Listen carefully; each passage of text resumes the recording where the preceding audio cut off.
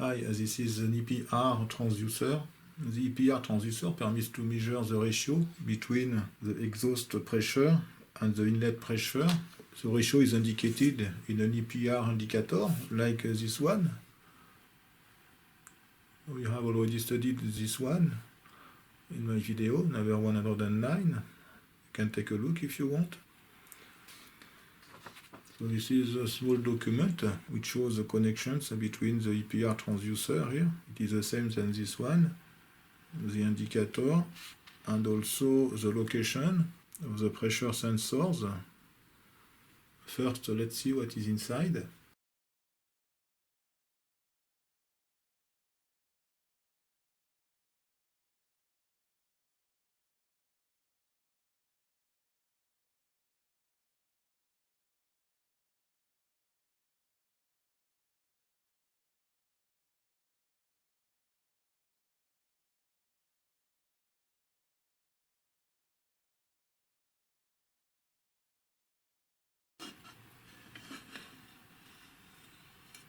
Oh, I didn't expect to find a vacuum tube inside. 2 vacuum tubes. So this thing is very old. Look at this. So the servo amplifier is made using a vacuum tube.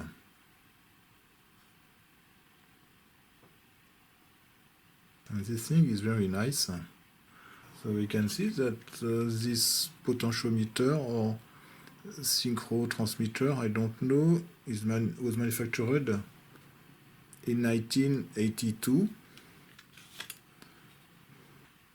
So there is a power supply transformer here in the middle, and here I don't know, there is a kind of specific hybrid module or something like that. So we have 2 vacuum tubes, one here and one here, a very small one.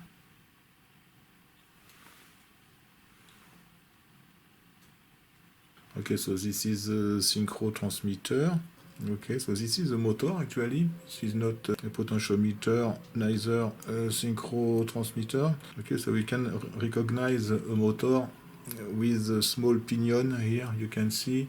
So it is impossible that this thing is a transmitter, because if it is a potentiometer or a synchro transmitter, the complete value is done in one turn. And this is probably the capacitors in order to have the phase shift. Okay, as you can see, this thing is loose.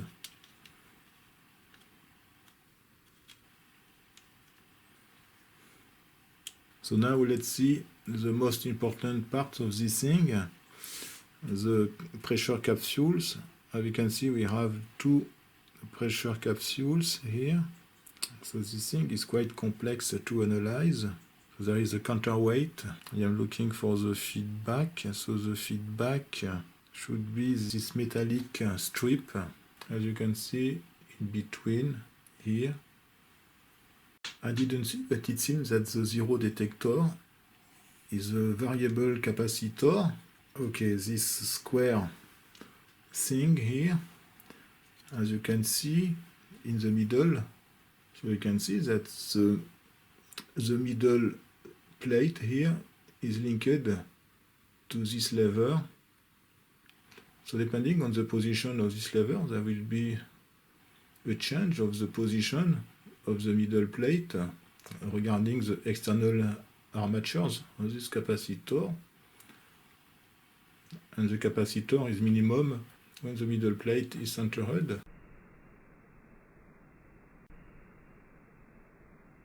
This thing is quite complex. I will need a little time to analyze this thing to understand how the ratio is performed. One input pressure is fed to this capsule. So the capsule expands regarding the difference between the inside pressure, which is fed into this tube, and the external pressure. The external pressure is the second input here, which is inside this instrument. So this is why this thing is sealed. And the second capsule, as you can see here, is at a constant pressure. So this capsule expands regarding the input pressure of this transducer, And the second one will expand regarding the difference between the input pressure here and the internal pressure. So we have two differential pressures.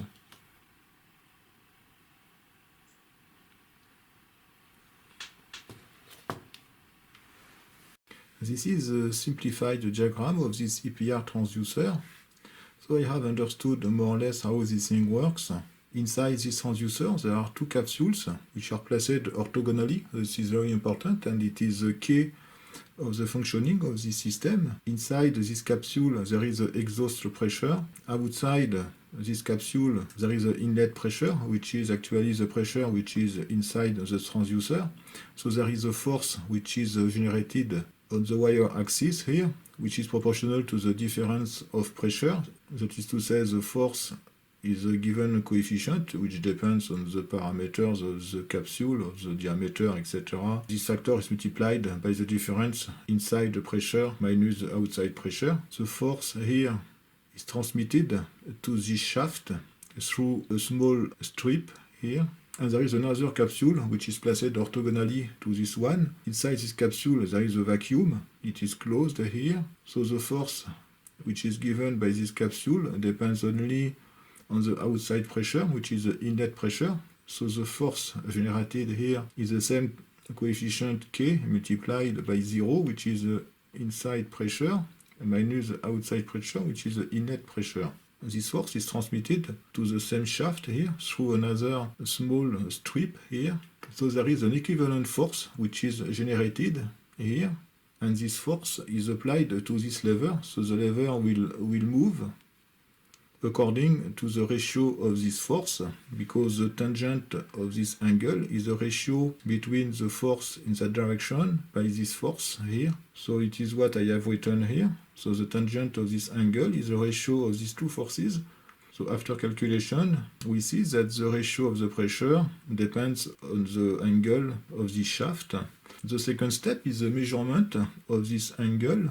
So for that purpose, there is a yoke which is in green here.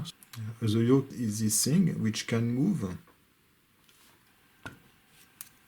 The yoke is linked to a motor, and also attached to the yoke there is a capacitor here. So the goal is to rotate the yoke in order that the inside plate of this capacitor is centered into the yoke. In this case, the position of the yoke is identical to the angle of this lever. So when the moving plate here is centered, the voltage on this plate is 0 volt. So the voltage here is amplified using the vacuum tube amplifier, and the voltage is fed into the motor, and the motor will move the yoke in one direction or another one in order that the armatures of the capacitor are centered to the inner plate here. The motor is also linked to a synchro transmitter in order to provide a measurement of the position of this shaft. First, I will try to power up this thing. So as you can see, so we have a synchro here. So it's a standard synchro with a 26 volts AC rotor. So the rotor is always on the red tube here. So the wires are black and white and red and white. So if we follow these wires, they are connected to this connector here. This is this wire and this one. So I will apply a voltage of 26 volts AC between these points, and I will search for an AC voltage on this connector. So I don't know if the power supply is 115. It is what I suppose, but I want to be sure. I have connected an AC voltage of 26 volts AC in parallel to the rotor. So I'm going to turn on the power supply.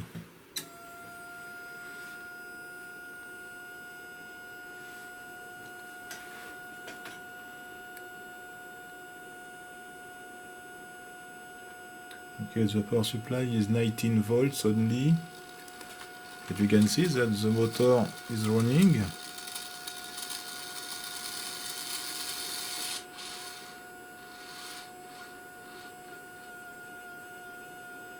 Okay, so it seems that the servo control loop works. We try to change the position of this thing. Okay. The first thing to do is to search for an AC power supply on this connector. My DMM is set to 100 volts. We have 60 here, 20, 8, 1.5, 80 volts here. So there is 80 volts for a voltage of 19 volts instead of 26. So let's see if we calculate 26 divided by 19. This is a ratio of 1.37. And if I multiply this by 80, I found 109 volts. So this is obviously effectively 115 volts. We should be present between these two terminals. Okay, so I will first apply 118 volts here. Okay, I have connected this transducer to a power supply of 115 volts between these two terminals here. I am going to turn on the power supply.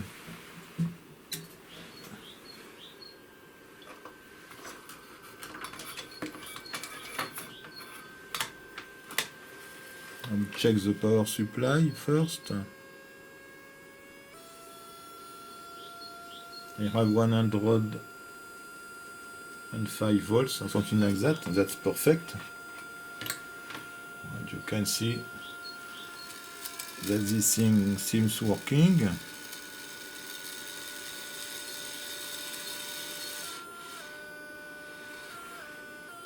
It can be interesting to apply a pressure on this capsule.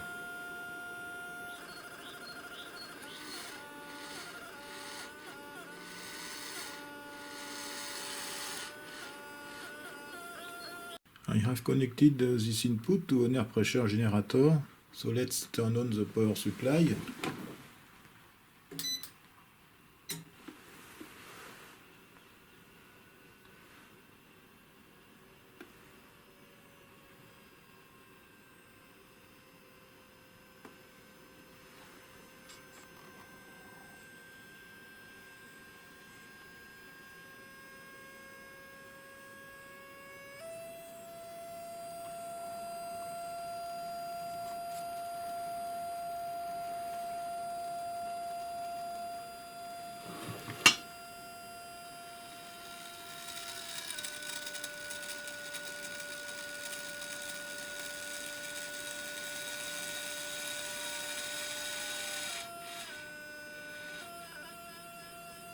Okay, so the pressure is 0 for the moment. Let's increase the pressure. 170 millibars.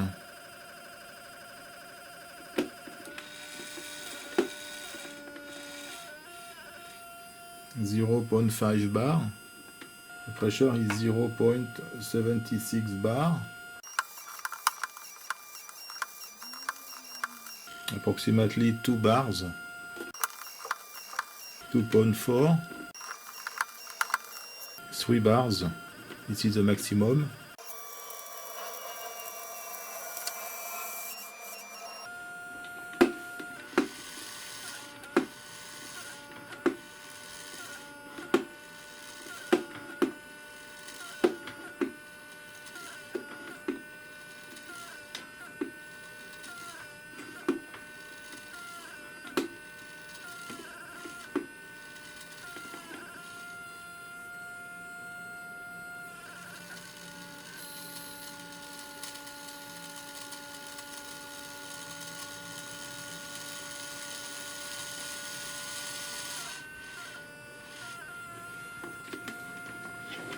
We can see the zero detector.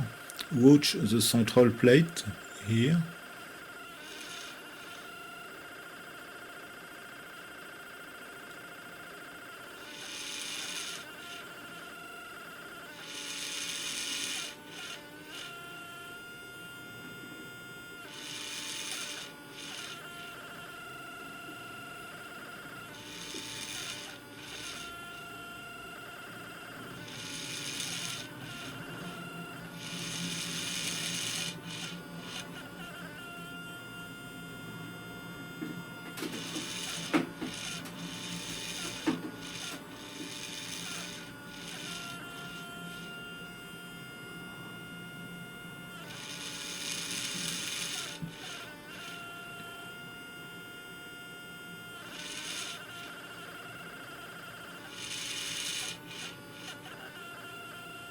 I have connected this EPR transducer to this EPR indicator, and you can see that this thing works more or less.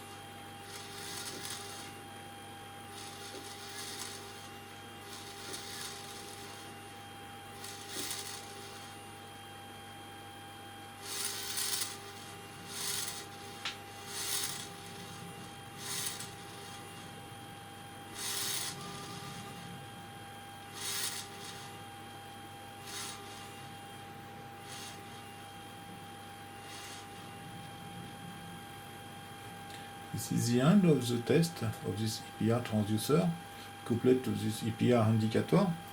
Thanks for watching and see you next time for another instrument. Bye bye.